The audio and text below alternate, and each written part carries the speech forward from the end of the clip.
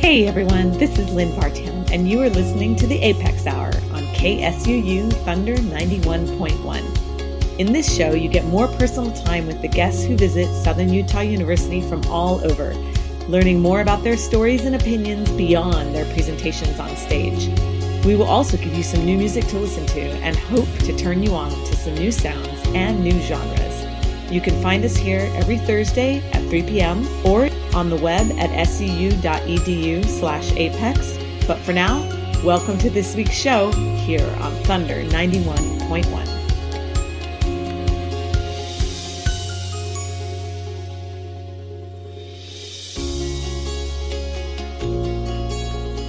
Okay, well, welcome in, everyone. Today is Tuesday, and it's an unusual day for us here at A.P.E.X. events at Southern Utah University, but we're so excited because it is one of the best events of the year on our campus.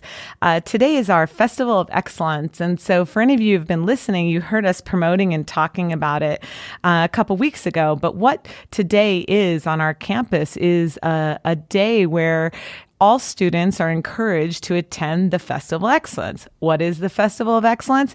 It is a day-long festival that celebrates all areas of scholarship from our students, our faculty, our staff, you name it. There's everything from science to the arts to English to everything going on. So we're so excited to be a part of it. And it's also an A.P.E.X. Day. And as is usual, we are honored to have our guest in the house today. And I can't wait to continue the conversation. So without further ado, I'd like to say welcome to Paul Zach. Thank you, Lynn. It's so great to have you here, and I just can't wait to talk about all the things that you've been studying and to tell everybody about your book. But the first thing I'd like to start with is, can you tell us a little bit about yourself and what you do now? And then maybe we can get into your background of how you got there. Okay. I wear several hats, like many people. I'm a professor at Claremont Graduate University in Southern California, and I'm in economic sciences, psychology, and management. So what the heck is the deal with that? I helped start this field called neuroeconomics and some associated fields, neuromarketing, neuromanagement. So I run a behavioral neuroscience lab that tries to use neuroscience to solve problems in different human disciplines. Yeah, it just sounds like such fun to research the science of how we all interact and how we behave and how to make things better. How did you get started? I read somewhere that maybe your mom and that she had a background in the church and that led to kind of how you came to where you are. Is that true? You've been stalking me. A little bit. Yeah. So, I'm fascinated by humans. Sometimes I think I'm a Martian, that I don't really understand human beings because I have to study them. I don't have a natural inclination for what they're doing.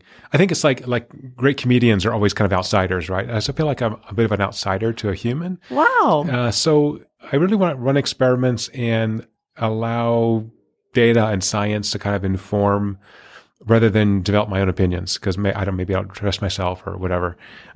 So one of the things we worked a lot on is pro-social behaviors we call moral behaviors. Moral doesn't have any religious connotation. It just means good behaviors, virtuous behaviors, being nice to people, being trustworthy, being honest. Those are moral behaviors. And my mom was a former Catholic nun.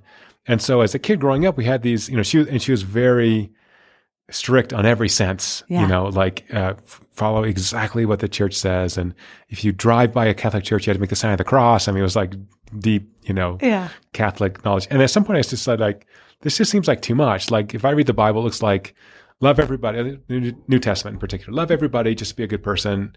You're covered. Everything's good. Mm-hmm. And she rejected that view. Like you have to follow each of these rules very carefully. If you don't go to church every Sunday, you're going to go to hell. Mm-hmm. And I'm like, that just doesn't seem like that seems like a bunch of rules that the Catholic hierarchy put in place to control people, as opposed to the major message of the New Testament, which is love. Yeah. Which is radical. 2,000 years ago, to say love your enemies was the most radical, crazy thing that a bunch of hippies did. Right. Right. That was insane. So anyway, at some point I started studying social behaviors, and I started thinking about these so-called moral behaviors, and thought maybe we can find brain activity that tells us in experiments why behaviorally people tend to be very pro-social. They tend to be very cooperative. They tend to give money to charity. And they're not doing it because they think they're going into heaven, because these are atheistic college students by and large. So could we find, mechanisms that tell us about that? So my first book was called The Moral Molecule, and it was about the discovery of this brain chemical oxytocin. Discovery is too strong a word.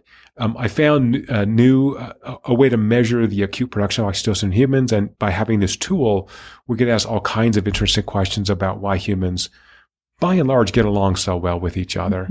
And that sort of is a foundation for support some views in moral philosophy, particularly a view of what's called the sentimentalist view that comes from Adam Smith and theory of moral sentiments, that we don't have to think in advance what's right and wrong. We have a feeling. We're getting feedback from other humans. And if I do something that hurts you, if I have any ounce of empathy, I'm going to feel bad, right? Unless I was a psychopath or I'm, mentally ill in some way. And so because I don't want to hurt other people, because I'm a social creature and I have empathy, I tend to behave well most of the time. And most of the time was where the rubber hits the road. And we ran a lot of experiments for many, many years and millions of dollars worth of research funding to figure out what are those conditionalities, right? When do I actually get bad behavior? Am I a bad person? Am I having a bad day? Is there a difference between those neurologically? And then finally put this into a kind of a general theory of, like this kind of science of good and evil. It's just, I have so many questions. It's so fascinating. Did you feel early on, you sort of had this model that you were looking at with the rules and your mom.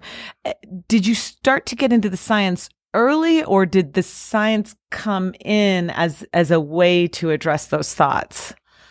Yeah, looking back now, I think a lot of this was influenced by my mom. But at the time, going forward, you don't really know what these influences are. So my undergraduate degrees were in mathematical biology and in economics. And I did a PhD in economics and then postgraduate training in neuroscience. And somehow I just thought if I used the tools of biology and neuroscience, I could be a better predictor of what the humans are doing. And particularly in economics, social behaviors that fall into a discipline called game theory or strategic decisions, those models really suck. That's a technical term. Those models really suck. They just don't predict well. And so, spending time in the labs of Nobel Prize winners, they just couldn't tell me. They're like, no, we have no idea. And so what happens is you kind of get, like for the listeners, you get this sort of Copernican approach, which is like, I'll add in more stuff, like epicycles is what Copernicus did. Anyway, so I'll just add in more stuff and eventually I'll explain everything. Well, you're assuming away the problem. That's not right. So we have to look at mechanism, and the mechanism of human behavior is not from your elbow or from your knee, it's from your brain. So, and luckily I had enough, of a background in biology and neuroscience that I could begin running my own experiments. And the oxytocin stuff was really unstudied. So it was just open territory. So if I found anything, it would be interesting. And so anyway, the part of the thing is sort of tool development and kind of sniffing out what I think are interesting problems. And then other people apparently started finding these interesting too. And then just doing a ton of work to get to 50, 100 publications before you can write a book, right? Yeah. So, and I'm skeptical. So, all scientists are born skeptics. So I'm number one skeptical of myself, right? So I don't want to think that if I design an experiment, that's the end, be all and end all. It's got to be replicated. It's got to be done a different way. So we just finished the keynote talk for A.P.E.X. and I showed a film of the experiment we've done in Papua New Guinea. Like, hey, if we're testing healthy, educated Western people, maybe those brains are different. We don't know. Let's go, as far away from that as we can. Let's go into psychiatric populations. We just finished a study studying criminal psychopaths in a prison. Really hard to do. And let's really understand where things are coming from and what causes what. Oh, wow. Well, I want to ask you about all of those. Oxytocin is something that we know much more about now, as you were saying. When you first started getting into it, how did that pathway reveal itself to you? Was it just kind of an aha moment, or did you sort of say like, I don't know, there might be something here? I'm just curious about that discovery. There's a good story there. All right. Some of the work I've done, as you've sort of figured out, kind of falls into the law and neuroscience area. So I go to these kind of law and neuroscience conferences, and one of those I went to every year was in the Sierra Nevada mountains in the summer because academics are always poor, and so it's a ski resort in the summer is cheap for a conference. And you fly into Reno and you have this hour-long shuttle ride to the resort, and everyone there's like a mountain biker except me and another nice, well-dressed middle-aged woman who I figured she's at my conference. So I said hi to her. Her name was Helen Fisher. She's a very well-known anthropologist She wrote a wonderful book called The Anatomy of Sex. She's an expert on relationships. And I'm working on lots of things at once. And so I was also working on parental investments in children. Like, why do we spend so much time getting violin lessons and percussion lessons? And, why do we even care? I mean, genetically, I know why we have an investment biologically, but why do people spend, huge amounts of money to get their kids in the school in Manhattan that's, $50,000 a year because they're going to get into Yale if they go there? It seems like overkill in a way. So anyway, I was working on this and Helen Fisher said, "Oh, have you heard about oxytocin? This is for bonding chemical in mammals." I said, "No, never heard of it." And so I went back to my hotel room, went to the resort, and I went on the NIH has this database. This is pre-Google Scholar, olden days. Yeah. And basically have all the published literature in medicine and biology. And I started looking up all the animal literature on oxytocin. And yeah, in animals, this thing was all about recognition and safety. And I thought, gee, I'm also working on trust and why we trust strangers, which is a really unusual thing that basically only humans do. Trusting strangers is really risky, right? And so I made the leap from, this will tell me about investments in children to, by the way, I'm also working on trust. This could be a mechanism. And the problem here is, how do you measure this in animals? You drill a hole in the skull and you sample that brain fluid with a needle. And I'm not an expert on humans, but I'm guessing humans aren't going to be so keen on that approach. So we had to develop another way to measure this very short-acting neurochemical, and that hadn't been done. So once we had kind of worked out that tool, and it really mean it was me and one graduate student. So basically, I was a pincushion for a long time. Yeah, so we did it basically with very rapid blood draws and some other techniques that we published. And so now we had a tool to say, hey, can I get the brain to stimulate oxytocin release? And if so, does it have any behavioral effect at all? We started running experiments at a shared lab with borrowed equipment and scamming money off my colleagues who had grants to pay participants. And indeed, we ran this study for about a year and a half before we published it because no one would believe that oxytocin did anything other than contract the uterus during birth and push out breast milk to feed babies. So, and so anyway, that's what we found. And then, we were feel very blessed. I got money from the John Templeton Foundation, about $1 million after the first publications to really develop this whole area. And in conclusion, that tells us actually why we connect to people so easily. As I told you before, I was talking to a student outside the studio and talking about being at SUU and building a family here, right? Feeling like there are people that care and love him.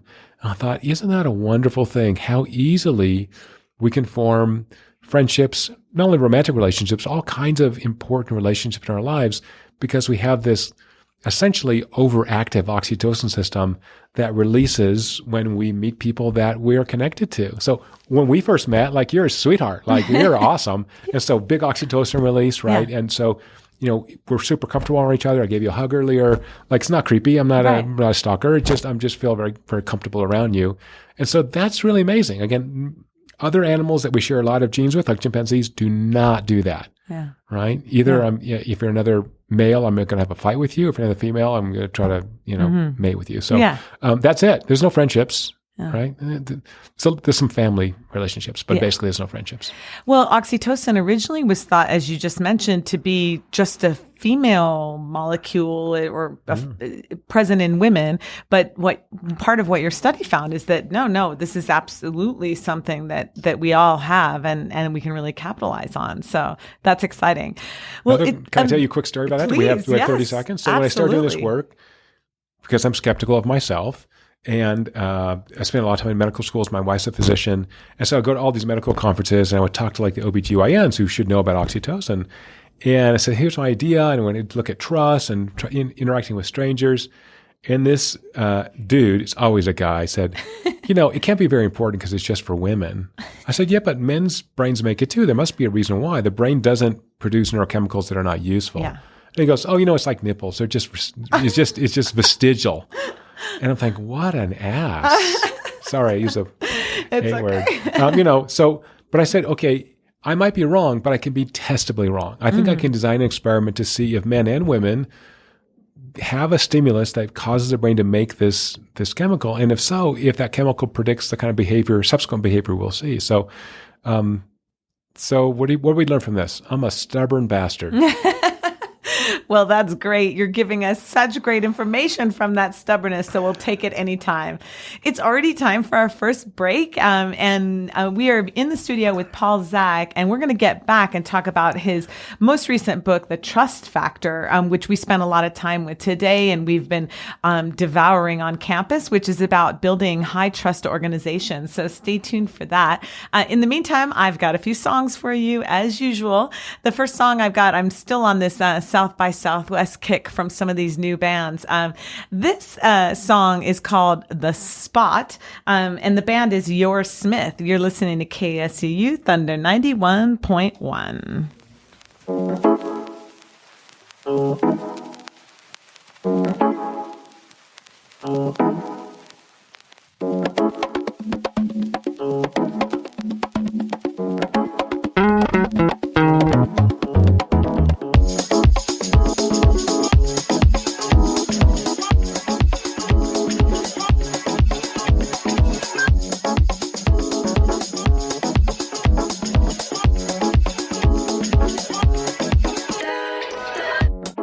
I was feeling crazy that summer when he let me go again. I tried a couple things, kept my distance, spread my wings, tried other men. And I could have told you I was on the wrong side of what was ever gonna work again. Gotta get you off my mind, so I'm driving up the 5, just stay alive till Jefferson. Cause up there's a spot, whether you like it or not, they keep the green on rotation, no invitation, no call. Yeah, up at the spot, where if you're hurting at all, they'll crack another survey, so whether you waste it or not. Yeah, up at the spot. Yeah, up at the spot. Up at the spot.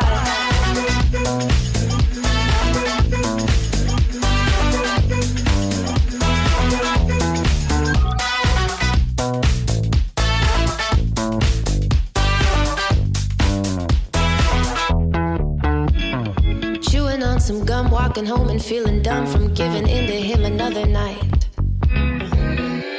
God damn it, it's the way he always stays, just far enough away to waste my time. And I could have told you I was only setting up the deck against myself again. If you got a guy like mine, then read the signs, don't lose your mind, make me drive to Jefferson. And don't stop. Cause up there's a spot, whether you like it or not, they keep the green on rotation, no invitation, no call. Yeah, up at the spot, where if you're hurting at all, they'll crack another survey, so whether you waste it or not. Yeah, up at the spot. Yeah, up at the spot. Up at the spot. Yeah, up at the spot.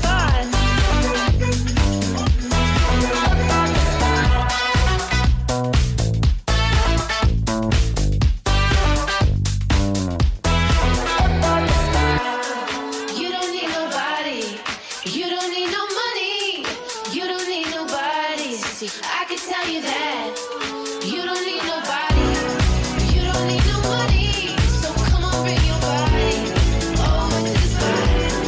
You don't need nobody, you don't need no money, you don't need nobody. I can tell you that you don't need nobody, you don't need no money, so come on, bring your body over to the spot. Cause up there's a spot, whether you like it or not, they keep green on rotation, no invitation, no call. Yeah, up at the spot, where if you're hurting at all, they'll crack another survey, so whether you waste it or not. Yeah, up at the spot.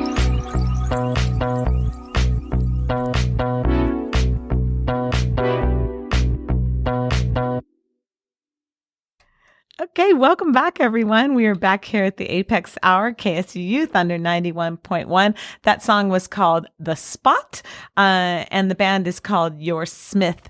I am joined in the studio with author, public speaker, neuroscientist, neuroeconomics expert, Paul Zak. Welcome back. Thank you. I'd love to get into talking about your book. We spent a little bit of the last break talking about your study of oxytocin, and now I'd like to talk about some of the principles that you bring out in the book, the trust factor, which I completely devoured. I've been telling everybody one of the things, so many people know I'm a musician, and, we work as freelancers. We often don't have a team or business until we become a part of something else. And in the last 10 years, I've now been a part of this university community. And so I think about teams and organizations in a much larger format. And one of the things that is just amazing is how you build trust and how you build that power in an organization where everybody feels a part of it. They want to work for it. They're excited about it. And so this book, I think everybody should read it. It's just amazing. So tell us about the trust factor. Thank you. What a great setup. I think it applies to, teams, it applies to families. Yeah. I've been tempted to write a book about family relationships as well. Yeah. But, certainly to any organization, for-profit, nonprofit, government, we're working around people that we know moderately well, sometimes not that well, sometimes well. How do we work effectively together? And that set of behaviors that people sort of intuitively display in an organization, we can call that a culture, organizational culture. As I said in my talk, culture is just too big of a word to really get a handle on, even though it's kind of a key word or an important word in business. No one really has a way to measure it very well, in my opinion. And I want to get away from self-report, right? If I send you a survey, do you like your boss? I don't know. What day of the week is it? Exactly. Like, how much do I love my wife today? Well, depends on what she talked to me about last night. Were right. we having a fight, or were we, kissing? So anyway, I privilege neurologic data over self-report data extremely. I just think the brain doesn't lie. And people lie because they don't know. It's very hard to accurately relate your unconscious emotional experience. So when companies started coming to my lab asking for help building high trust cultures, my first approach was, let's do some science on that. And some companies let me do that, which is amazing. Take blood from their employees and measure brain activity and videotape them solving problems in groups. And then from that, we designed experiments to run in my lab where we just spent time in the very, not to be sort of too philosophy of science here, but in the very Francis Bacon approach. We want to rule out alternative explanations for the behaviors we see and use the neurologic signals to inform us into what's causing what. So we did that for about 8 years. And then we developed a survey that lets us measure organizational trust and its foundations, and then created interventions where we can now go in and improve trust in as little as 3 months in organizations and improve outcomes. And so it's been a great journey to really be a kind of a useful human as opposed to kind of just doing basic research, to really focus on a hard problem, which is what are organizations underperform, but also what does work suck sometimes? Honestly, most people listening probably have had a sucky job because your boss was not very nice, or they were just disorganized, or they gave you too much to do or too little to do. So how do we figure that out? And I think taking a scientific approach to this and just thinking about just getting better as opposed to some kind of optimal, here's the best way to do everything. Let's just get lots of feedback and just learn from our mistakes and just try to slowly get better and better, but do that in a way that empowers individuals who are doing the work to feel appreciated, to feel successful, to have a chance to grow, and to recognize that we're all imperfect because we're humans. You're not going to perform perfectly every day. Even you, a professional percussionist, once in a while you have a little flub, and what happens? You keep going, right? Yeah. That's the key. More than once in a while. Yeah. So, but if you've done it enough, you know how to move around that little area. You don't stop. You don't do a Tanya Harding and say, "Can I start over, please?" Right. You work through it, right? And then you maybe think about it, like, "Hey, what happened there? I lost my concentration." And talk to the team to get some feedback. Hey, you know what? You came in a little late on this beat, and that caused me to come in a little late, and now we kind of had a problem. So I just think it's very humble. I think science is a very humble approach to trying to figure things out to get better. And if you take the scientific approach, then it's not a he said, she said. It's not like I'm blaming you. let's just get some data and see if we can get better at this thing. That's one of the things that really impressed me about the book. There are so many books out there that talk about this is how to make your organization better. This is how to make your life better. This is how to make these things better. And they're not founded in scientific data. And so I think one of the things I really appreciated about your approach is that it comes from scientific data. I mean, we get all kinds of surveys all the time, as you said, and they're so wavy. Vague. Yeah, Yeah. exactly. They just don't have the concrete thing, or they can be skewed depending on how you're trying to get your results and all these kinds of things. So I really appreciate that about the book. Just to give everybody a little bit, I don't want to necessarily go through all of them, but if we could maybe focus on a couple of the key things. I know, you go through the oxytocin word and you have a model or a structure or some quality, that you really identified. And I'd love to zero in on a couple of them. And perhaps maybe even just the first two. I know ovation is the first one. I was wondering if you could talk a bit about that. Right. So one of the underlying themes of the book, first of all, is get the language right. I do not like the word worker, employee. I like teammate or colleague. Are we all working on the same thing if we're on a team? Exactly. So I don't want to have this hierarchy. I don't want to be a boss. I want to be a team member. Maybe I'm a team lead. Yeah. We need leaders, but I'm still on the team, right? So first of all, get the language right. And number two, everyone is volunteering to do this thing, right? No one's forced to do this, right? I mean, even if you're in the military, at some point you can actually get out. I mean, right. So just treat people like volunteers. And volunteers, you need to say please and thank you to them. That's a start. Holy crap. Now, like half the economists listening to this had their heads explode, right? So, the old view in economics and business was that work sucks. I'm going to pay you to this sucky thing. But for many of us now who are knowledge workers, which is I think most of us, we love what you do. You love what you do. I can tell because you light up when you talk about it. Yeah, you get paid and because you got to go somewhere and you got to practice and there's reasons to get compensated, but you're bringing a lot of joy to your audience when you perform. And so the same thing at work. We can have a lot of joy at work, but we've got to empower individuals to be successful. And one way to do that is what I call ovation, which is to recognize people who give extra effort, to publicly thank in a very personal way highest performers. And then when you do this publicly, you set aspirations for the rest of the team. Because as social creatures, we want to be part of a community. If our community says, we super value the Lins who are super diligent in what they do and perform at the highest levels, then the Bobs and the Sues, implicitly, most of us go, gosh, I'd like to be recognized. I think I'm going to work a little harder. So now we're setting standards in which you don't have to work hard. I mean, I could fire you at some level, but, you can just kind of do them in, or you can really knock it out of the park. So let's give you a chance to do that. And when you do, recognize that, discuss it, talk about how you did it, share that information, and now begin to change the way people view work and their work colleagues. And colleagues is the key, that we're doing this as a group. And humans basically anatomically are designed to work in groups. Our brains are very unique in that we like being in groups. Give us a job, give us a goal, and put us around people that we want to work with, and we will grind it out.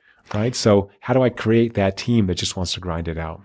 And that's not the group aspect is not just in the corporate world. I know one of the studies that you did that you shared with us this morning was your time in Papua New Guinea studying group dynamics. And I wonder if you could share a little bit about what you found. I mean, it seems like groups are groups no matter where you are.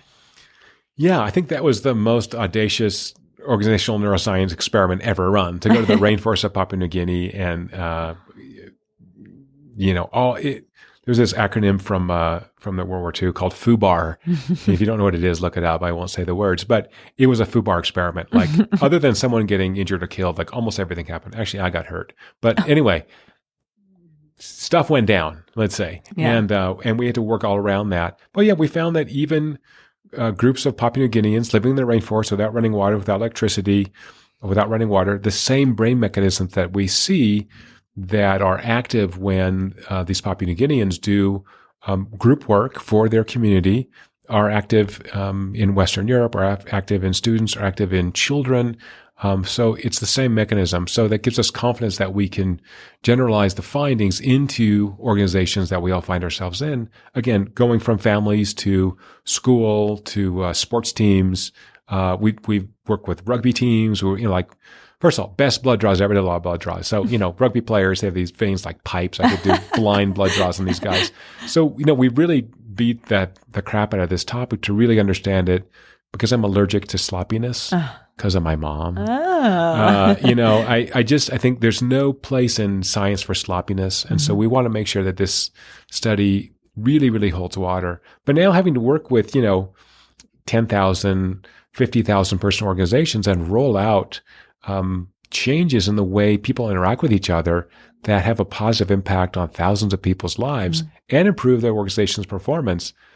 Man, what a great space I'm in, that I get to actually help people be happier in those 8+ hours per day that you spend working.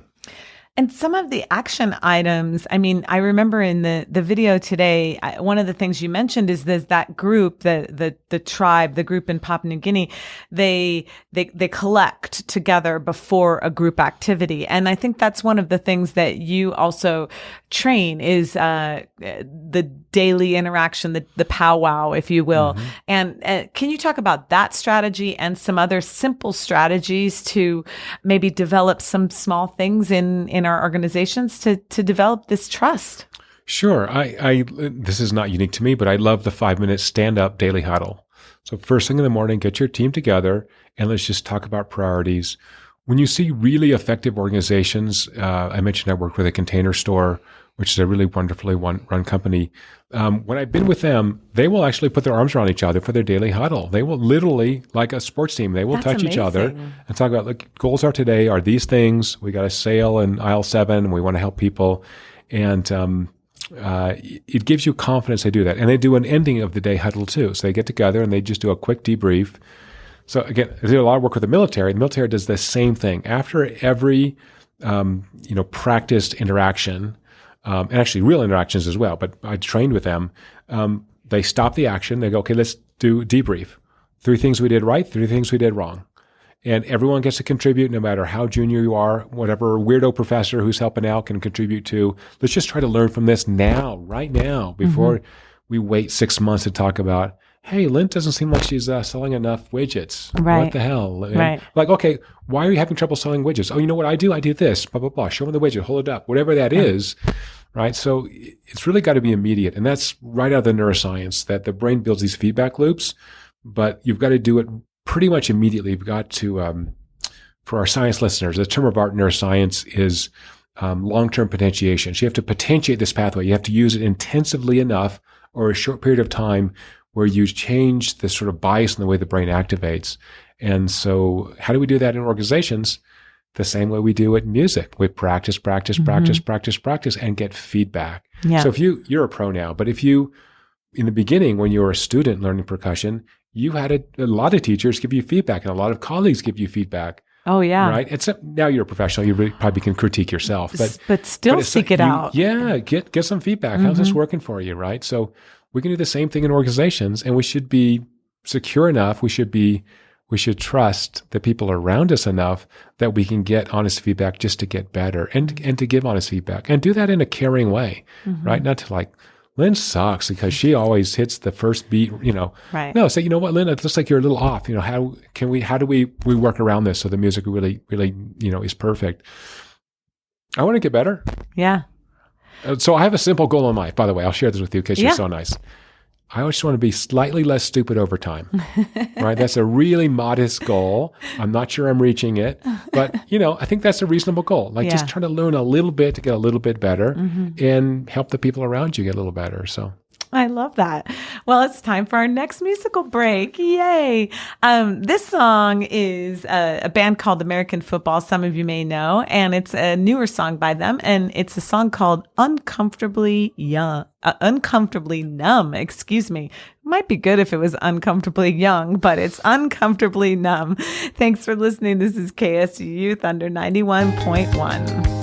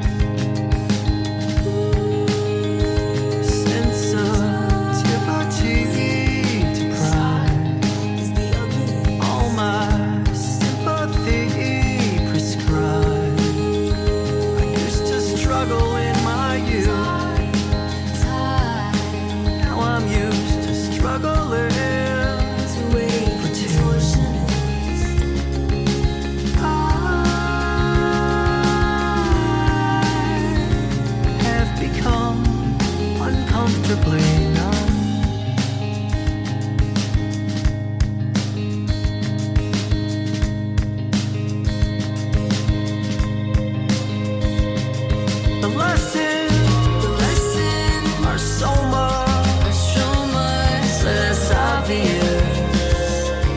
The further you get from further I get from home. How will I exist without consequence? I'll let you know.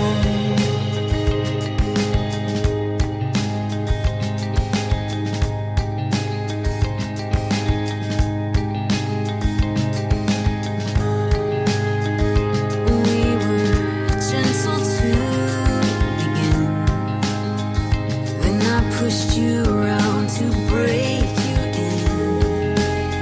Now whenever I try to be clear with you, I only end up feeling see-through. I've tried, but you've won. Comatose, like father, like son.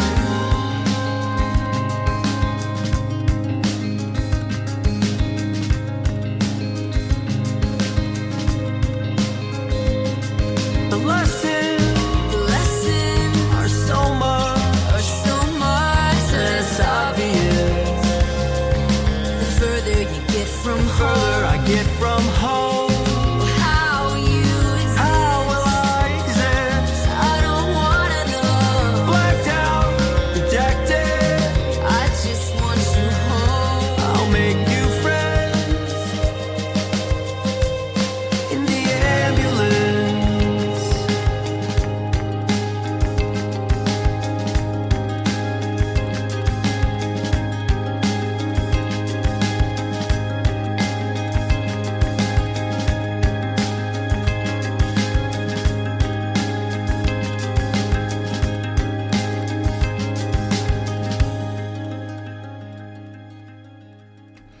All right. Well, welcome back, everyone. This is the Apex Hour, KSU Youth under 91.1. That was the band American Football. This song was Uncomfortably Numb. I'd like to say welcome back to my guest, Paul Zak, author of The Moral Molecule and The Trust Factor. So welcome back. Thank you. We've been talking about all kinds of things about human interaction and especially based on your research and writing. And I'd love to get to one of the things. Joy comes up so much in your talk today in the book. One of the things I loved, if you could maybe expound on a little bit, is the difference between joy and happiness.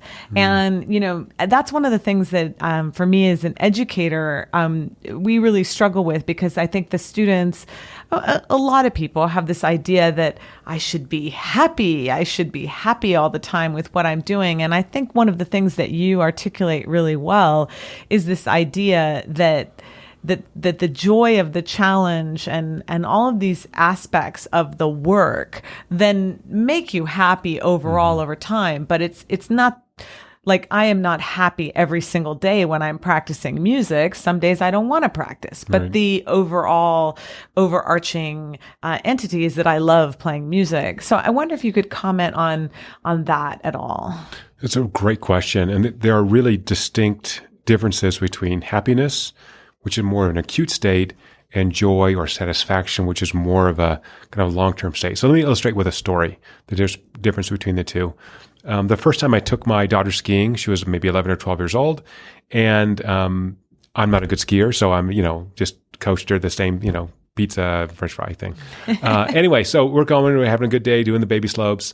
And then we have lunch. And then we say, let's try the intermediate slope. Now, what happens after lunch? There's some sun, and we're in California, and she gets some ice. Anyway, so we go to the intermediate slope. She's having trouble. She falls. It's a little icy. She scrapes her knuckles. They're bleeding. She gets to the bottom. She's crying. Yeah. I said, I want to go home.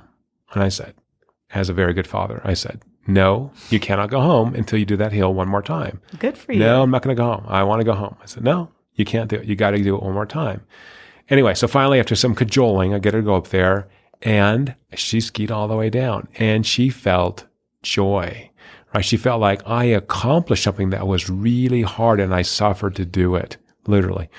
So that's the difference. So when we see at work is this sense of joy is that I've done something important with people that depend on me. That gives me the sense of pride, kind of ownership over what I've done. And I do like to go home and tell your roommate or your spouse or your parent, how was work today, honey? Oh, you know what? We had this nasty, hard problem, and, we thought we'd never, I helped them figure it out. Like, it was really cool. And like, our client is super happy. And, that's different than this kind of acute happiness response. If you want happiness, snort some cocaine or something, you'll be happy for 10 minutes, right? So that's a different response. That's a brain response, which is just, oof, this is super good, as opposed to really making a commitment to the people in the project. And that generates this long-term joy. And as you know, from the talk and the book, joy is a very strong predictor of satisfaction at work. So we're satisfied when we accomplish something. We don't come in happy. So, sorry, one more example. So I worked a lot with Zappos, Zappos.com, a shoe and clothing place, amazing company. In fact, I take my class on tour there. We're going in about a week to go on the Zappos tour at Las Vegas. So if you guys are in Las Vegas, you can go on the tour and check out their cool culture. So that's how much I like them. Tony Hsieh, who started Zappos, wrote a book called Delivering Happiness, which is wonderful. I recommend it. But he was mistaken in the sense that he thinks that happy employees are more productive. And all the research shows the opposite. And I finally convinced Tony, who's a acquaintance, because I miss Zappos a lot, that it's the opposite. I'm a satisfied person. I enjoy what I'm doing when I've done something important, and that makes me acutely happy as well. But it's really that long-term satisfaction that I call joy, right? So I chose the word joy thoughtfully. Happiness is too confounding. Satisfaction sounds sort of weird. It's too much used in surveys. So I just sort of reserve the word joy for this feeling of, I did something cool today. And if it's hard, it's important. Like when you're sore after a workout, right? That's not happiness, but you feel like, okay. Or like for me, because I'm old, like when I do something hard, when I go hiking hard and I get hurt, I'm like, okay, I got bruised up today. That was awesome. I pushed the limits enough that I got hurt. Right. That's super cool to me. Yeah. Well, I love that you make that distinction. I mean, in the musical realm, I talk about that all the time because this repetitive practice every day is what makes a craft like music. I mean, there are several others. That's what makes you good at something like that. But it's not. So students come in, they say, well, I'm not happy practicing. Well, you're not going to be happy practicing every day. It's definitely something that's going to take place over time. And so I really appreciate that you make that distinction. To follow up on that a little bit, a lot of the suggestions in the book are great for everyone in every aspect of the organization, but particularly for leaders.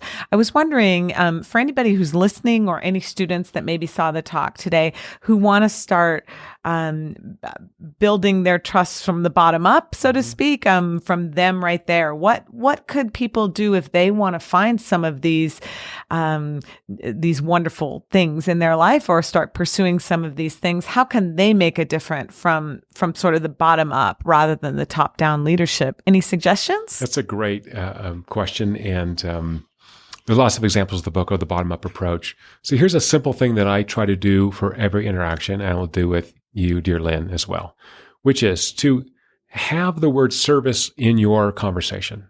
So I like to end conversations with, Lynn, how can I be of service to you? Right? So if you're of service to people, you become important and valuable and necessary, and you're helping out the humans, right? Whether you're getting paid or not, it's not important. So I do want to offer that to you. We've had nice conversations off air. I want to continue to be of service with you. We're connected by email. If I can help on stuff you're working on, let me know. You're in Southern California. I'm in Southern California. We talked about podcasts and radio shows and other kinds of things. So I don't know if I'm useful for that at all, but I'm certainly happy to listen and happy to try to connect you to people if I can or whatever. So, service is a very interesting approach. So I said in the talk that I think every organization at its core is about service to others, no matter what you're doing. That's why people are paying for this good or service. So let's get in that service mindset and then begin to serve others, particularly from a leadership perspective. I really think that this servant leader model is the most effective model from everything I've seen and read. So if you're a leader, your job is to empower other people to be successful. It's not for you to look good and be a superstar. So, for example, get rid of the $5,000 suits, dudes. Just get rid of it, right? So the guy who founded Costco, who just retired, who's a billionaire. By the way, he only took $100,000 a year in salary. Even his board said they paid him too little. He would wear the Costco white short sleeve shirt with a name tag with his name on it every day he went to work in the executive office. Do you love this guy? Do you want to work for this guy? Does he go and move boxes at the stores? Is he walking around talking to customers? Oh, yeah. Do they know he's a CEO? No. Well, that's awesome. Did he know how to run a company? Damn, yeah. That is so cool. Well, I love that. And I think I've been sort of harping on this train of service or sense of purpose because of its ties to building resilience. And one of the things we see in students is we're concerned about resilience in students. And it seems that some of these things, developing your sense of service, developing your work ethic, can really help develop your own resilience so that if you fall down the ski slope the first time, you can get up there and do it again. So I'm really excited about those concepts. I'd love to start asking you a little bit about future projects. What are you working on now? Is there anything you can share with us that's exciting you in your research? I can. We are working on the neuroscience of extraordinary experiences. Wow. So no one wants to go to a crappy concert. No one wants to see a crappy movie. No one wants a crappy romantic partner. We want the best, right? Yeah.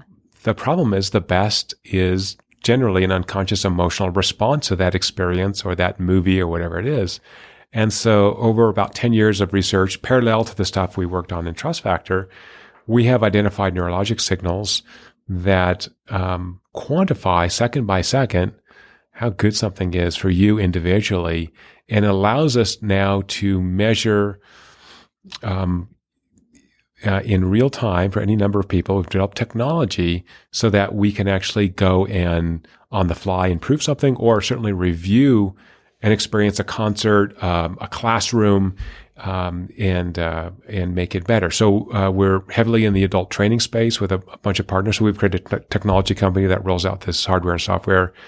We're currently doing pilots in the K-12 space. So school is highly variable. We've all been in school for a long time, right? What about that teacher that just nails it and turns you on and you're excited about this topic? Other teachers, like my kids have been in public school forever, literally roll their eyes when the kids ask a question. Like my kids are smart, honestly. They ask a question, answer the goddamn question. I'm tired of, don't roll your eyes at me or my kid. Right. Answer the question, doofus, or get a different job. I'm just tired of it. So if I can measure that objectively and I say, look, this teaching method isn't working, let's do something different. And I can provide personalized feedback for each student. What does this student need to really be immersed, to absorb this material? What follow-up does he or she need as a child or as an adult? And working a lot in the entertainment industry, we work with most of the major movie studios, with TV networks, so that we're helping them improve content.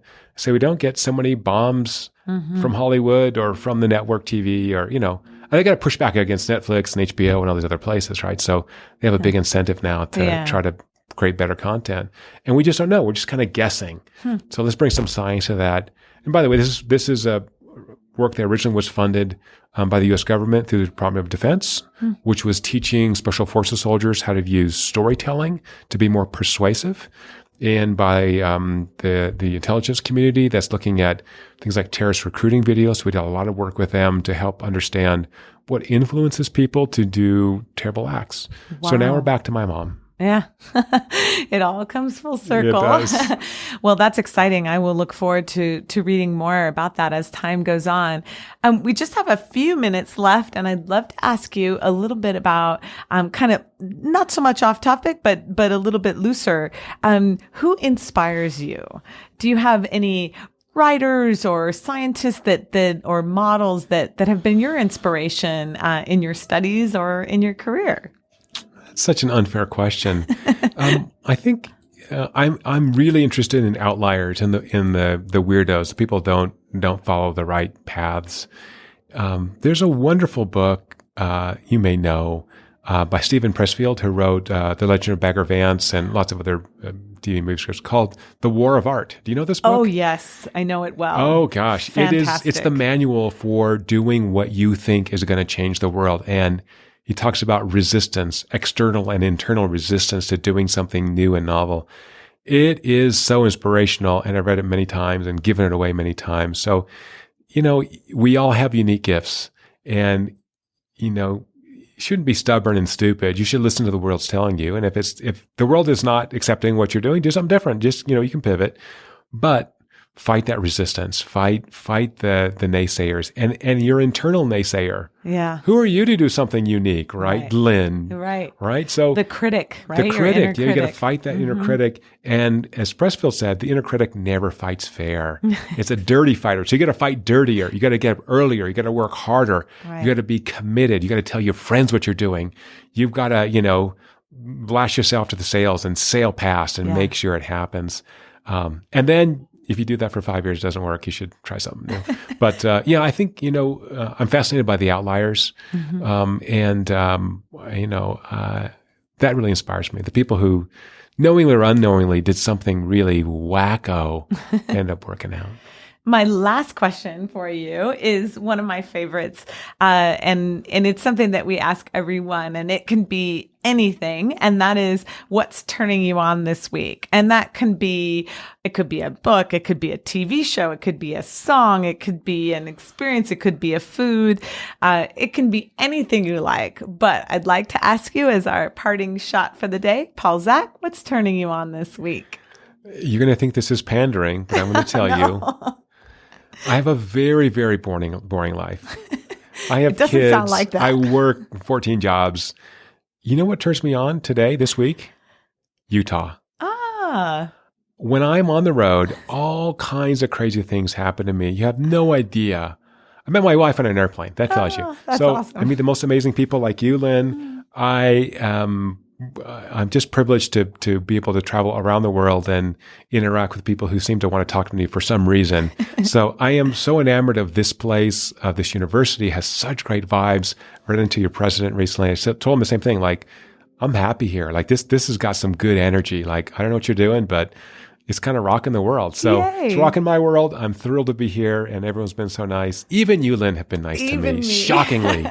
I know, I'm not very nice, but every once in a while, a little bit. Bit of slip. Well, thank you so much for your time. Thanks for sharing the book. There's several of them, but the two that we've been digging into, The Moral Molecule, which is a bit earlier, and then The Trust Factor by Paul Zach. Also, you can check out his website. And so his last name is Z-A-K. So Paul Zach, thank you so much for joining me here today. And thanks for your time on campus. Absolutely. Thanks, Lynn. All right. See you later, everyone. Thanks so much for listening to the A.P.E.X. Hour here on KSUU Thunder 91.1. Come find us again next Thursday at 3 p.m. for more conversations with the visiting guests at Southern Utah University and new music to discover for your next playlist. And in the meantime, we would love to see you at our events on campus. To find out more, check out suu.edu/APEX. Until next week, this is Lynn Vartan saying goodbye from the A.P.E.X. Hour here on Thunder 91.1.